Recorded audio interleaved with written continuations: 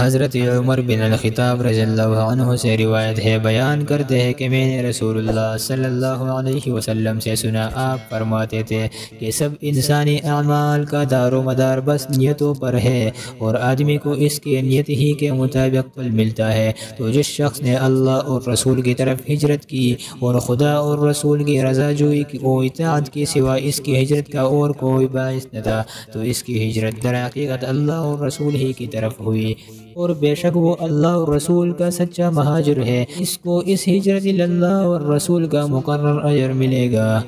اور جو کسی دنیاوی غرض کے لیے یا کسی عورت سے نکاح کرنے کے خاطر مہاجر بنا، تو اس کی ہجرت اللہ اور رسول کے لیے نہ ہوگی، بلکہ نیت سے اس نے ہجرت اختیار کی ہے عند اللہ، بس اسی کی طرف اس کی ہجرت مانی جائے گی۔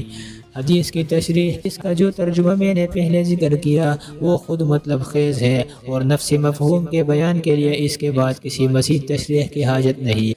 اس کے مطالب و فوائد پر کچھ اور بھی کہا جائے۔ حدیث کا اصل منشا امت پر اس حقیقت کو واضح کرنا ہے کہ تمام اعمال کی صلاح و فساد اور مقبولیت اور مردودیت کا مدار نیت پر ہے، یعنی عمل صالح وہی ہوگا اور اسی کی اللہ کے یہاں قدر و قیمت ہوگی جو صالح نیت سے کیا گیا ہو۔ جو عمل صالح کسی بری غرض اور فاسد نیت سے کیا گیا ہو وہ صالح اور مقبول نہ ہوگا، بلکہ نیت کے مطابق فاسد اور مردود ہوگا، اگرچہ ظاہر نظر میں صالح ہی معلوم ہو۔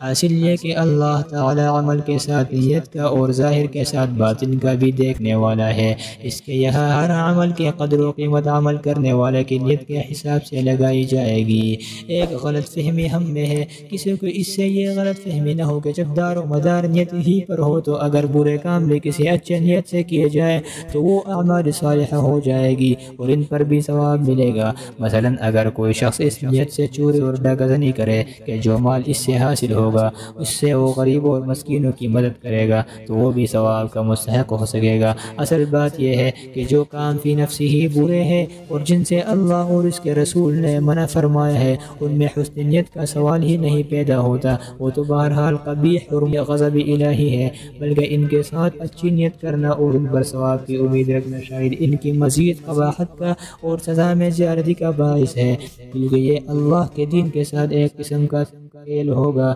بلکہ حدیث کا منشا اعمال صالحہ کے متعلق یہ جتلانا ہے کہ وہ انجام برا ہی ہوگا۔ مثلا جو شخص نماز نہایت خشوع و خضوع کے ساتھ پڑھتا ہو، جس کو ہم اعلیٰ درجہ کا عمل صالح سمجھتے ہیں، اور اگر یہ خشوع و خضوع اس لیے کرتا ہے کہ لوگ اس کی دینداری اور خدا پرستی کے متعلق اچھی رائے قائم کرے اور اس کا اعزاز و اکرام کیا جائے، تو اس حدیث کے روح سے اس کی یہ خشوع و خضوع والی نماز اللہ کی یہاں کوئی قدر و قیمت نہیں رکھتی۔ یا مثلا ایک